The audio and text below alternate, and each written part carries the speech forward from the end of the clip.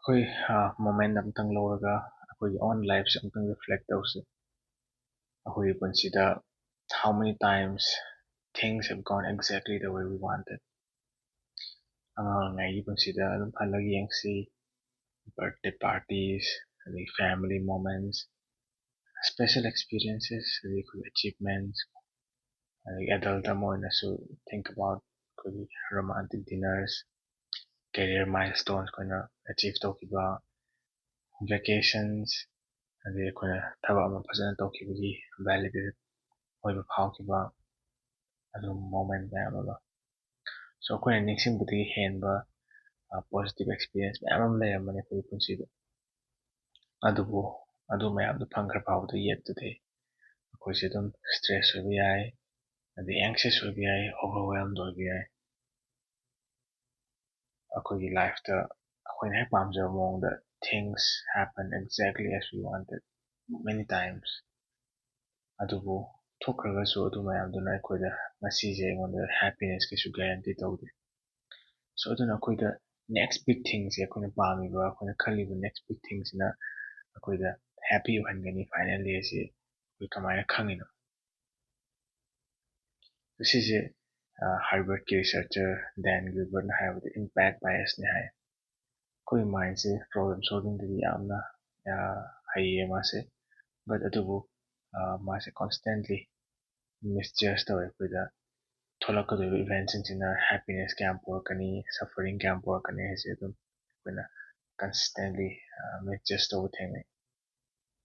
ꯑꯗꯣ ꯁꯤꯁꯤꯅ ꯑꯩꯈꯣꯏꯗ ꯍꯦꯗꯣꯅꯤꯛ ꯇ꯭ꯔꯦꯗꯃꯤꯜ ꯑꯃꯗ ꯆꯠꯍꯜꯂꯦ ꯑꯩꯈꯣꯏꯁꯦ constantly chasing the next thing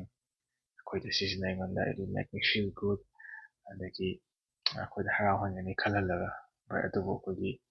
ꯑꯗꯨ ꯐꯪꯈ꯭ꯔ ꯃꯇꯨꯡꯗꯁꯨ ꯑꯩꯈꯣꯏꯒꯤ ꯕꯦꯁ ꯂꯥꯏꯟꯗ ꯑꯗꯨꯝ ꯍꯜꯂꯛꯑꯦ ꯑꯩꯈꯣꯏꯅ ꯃꯃꯥꯡꯒꯤ ꯚꯤꯗꯤꯑꯣꯁ ꯑꯦꯛꯁꯄ꯭ꯂꯣꯔ ꯇꯧꯈꯤꯕ ꯁꯦꯠ ꯄꯣꯏꯟꯠꯒ ꯍꯥꯏꯕ ꯕꯦꯁ ꯂꯥꯏꯟꯒ ꯍꯥꯏꯕ that level of happiness that level of well-being ꯑꯩꯈꯣꯏꯁꯦ ꯑꯗꯨꯝ ꯍꯜꯂꯛꯑꯦ ꯑꯗꯨꯅ ꯑꯩꯈꯣꯏꯗ external factors ꯈꯨꯗꯝ ꯑꯣꯏꯅ relationship jobs material things ꯁꯤꯒꯨꯝꯕꯁꯤꯡꯁꯤꯅ ꯑꯩꯈꯣꯏꯒꯤ ꯂꯣꯡ ꯇꯔꯝ ꯋꯦꯜꯕꯤꯡꯒ ꯀꯟꯐ꯭ꯌꯨꯁ ꯑꯗꯨꯝ ꯇꯣꯏꯅ ꯇꯧꯋꯤ ꯑꯩꯈꯣꯏ ꯑꯦꯠ ꯕꯦꯁ ꯃꯣꯏꯅ ꯑꯩꯈꯣꯏꯗ ꯇꯦꯝꯄꯔꯔꯤ ꯑꯣꯏꯕ ꯁ꯭ꯇꯤꯃꯨꯂꯁ ꯗ꯭ꯔꯤꯚꯟ ꯄ꯭ꯂꯦꯖꯔ ꯈꯔꯗꯤ ꯄꯤꯌꯦ ꯑꯗꯨꯕꯨ ꯃꯈꯣꯏꯅ ꯑꯩꯈꯣꯏꯗ ꯗꯤꯞ ꯑꯣꯏꯕ ꯂꯥꯁꯇꯤꯡ ꯁꯦꯟꯁ ꯑꯣꯐ ꯍꯦꯄꯤꯅꯦꯁꯇꯤ ꯄꯤꯕ ꯉꯝꯗꯦ ꯑꯗꯨꯅ lasting of happiness it can only come from one place ꯑꯗꯨꯗꯤ ꯑꯩꯈꯣꯏꯁꯦ ꯑꯗꯨꯅ ꯑꯩꯉꯣꯟꯗ sense of worthiness ꯑꯗꯒꯤ valueꯁꯦ ꯑꯩꯈꯣꯏꯅ worthy ꯑꯣꯏ valuable ꯑꯣꯏ ꯈꯟꯕ ꯊꯕꯛ ꯇꯧꯔꯀꯥꯟꯗ ꯈꯛꯇꯪ ꯐꯪꯉꯦ things that align with my deepest values ꯑꯗꯨꯅ ꯑꯇꯩꯈꯩꯗꯤ they come and go ꯑꯩꯈꯣꯏꯒꯤ mindfulness practiceꯇ explore ꯇꯧꯕꯁꯤꯁꯨ ꯁꯤꯅꯤ ꯑꯩꯈꯣꯏꯒꯤ valueꯁꯦ ꯀꯔꯤꯅꯣ ꯑꯩꯈꯣꯏ ꯍꯥꯟꯅ ꯈꯪꯗꯣꯛꯄ identify ꯇꯧꯕ ꯑꯗꯨꯒ valuesꯀ ꯀꯃꯥꯏꯅ align ꯇꯧꯅꯔꯒ ꯍꯤꯡꯒꯅꯤ ꯍꯥꯏꯕꯁꯤ we learn this skill ꯑꯩꯈꯣꯏꯒꯤ 8 weekꯀꯤ mindfulness ꯄ꯭ꯔꯣꯒ꯭ꯔꯥꯝꯁꯤꯗ ꯁꯤꯗ ꯑꯩꯈꯣꯏꯒꯤ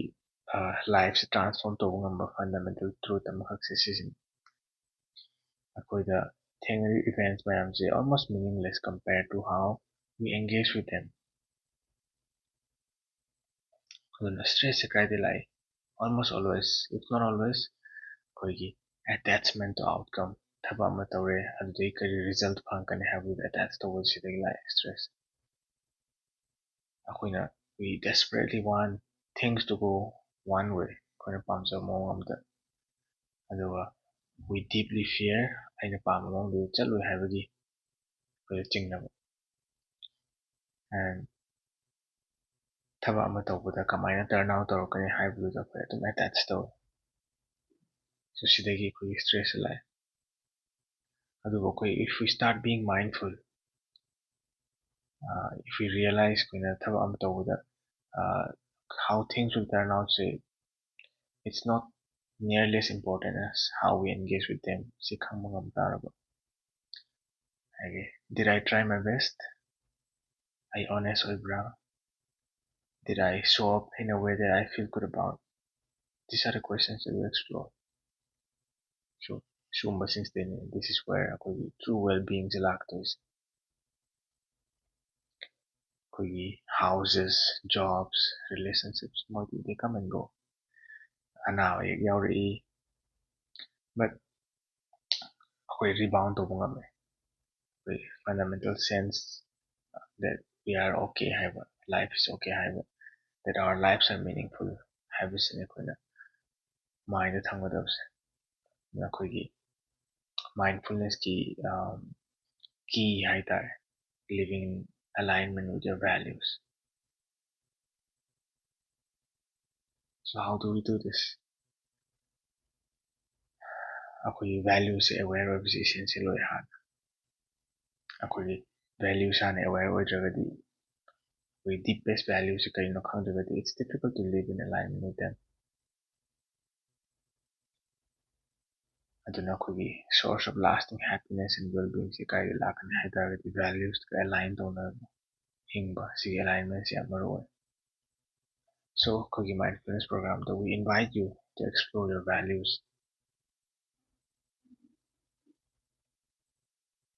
ꯑꯗꯨꯅ ꯂꯥꯁꯇꯤꯡ ꯑꯣꯏꯕ ꯍꯦꯄꯤꯅꯦꯁꯁꯦ doesn't happen by accident ꯑꯗꯨꯅ ꯑꯩꯈꯣꯏꯗ ꯍꯪꯖꯁꯦ ꯑꯩꯈꯣꯏꯒꯤ ꯄꯨꯟꯁꯤ ꯉꯁꯤꯁꯤꯗ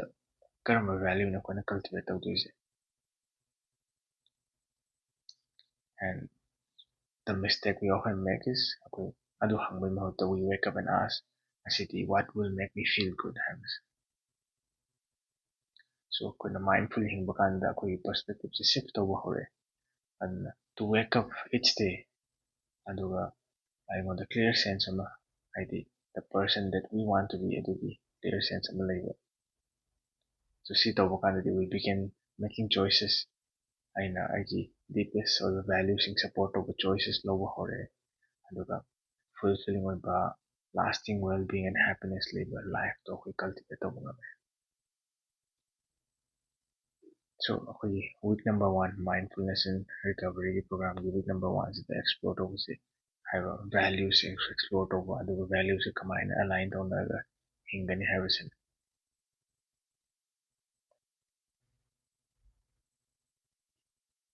mindfulness practiceꯀꯤ important ꯑꯣꯏꯕ part ꯑꯃꯗꯤ meditationꯁꯨ ꯌꯥꯎꯔꯤ ꯑꯗꯨꯅ ꯁꯥꯃꯇꯥ ꯀꯧꯕ meditation ꯃꯈꯜ ꯑꯃ ꯑꯩꯈꯣꯏ practice ꯇꯧꯋꯦ meditationꯒꯤ clips ꯈꯔꯁꯨ ꯃꯩ ꯃꯊꯪꯒꯤ videosꯗ upload ꯇꯧꯖꯔꯛꯀꯦ ꯑꯗꯨꯝ ꯃꯌꯥꯝ ꯇꯥꯔꯒ ꯑꯗꯨꯝ practice ꯇꯧꯕꯤꯕ ꯌꯥꯅꯤ meditationꯁꯦ ꯃꯈꯜ ꯈꯔ ꯂꯩ so ꯑꯍꯥꯟꯕꯗ 8 minutesꯀꯤ ꯑꯇꯦꯟꯕ meditation ꯑꯃ ꯑꯩ ꯃꯊꯪꯗ upload ꯇꯧꯔꯛꯅꯕ ꯍꯣꯠꯅꯖꯒꯦ ꯑꯇꯣꯞꯄ ꯃꯈꯥ ꯇꯥꯕ ꯁꯨꯝꯕ contents ꯑꯗꯒꯤ meditation videos ꯀꯨꯝꯕ ꯁꯣꯝꯗ ꯊꯦꯡꯅꯅꯕꯒꯤꯗꯃꯛꯇ ꯑꯗꯨꯝ subscribe ꯇꯧꯕꯤꯌꯣ follow ꯇꯧꯕꯤꯌꯣ ꯑꯗ questions ꯀꯨꯝꯕ ꯍꯪꯅꯤꯡꯉꯒꯁꯨ ꯑꯗꯨꯝ ꯍꯪꯕꯤꯕ ꯌꯥꯅꯤ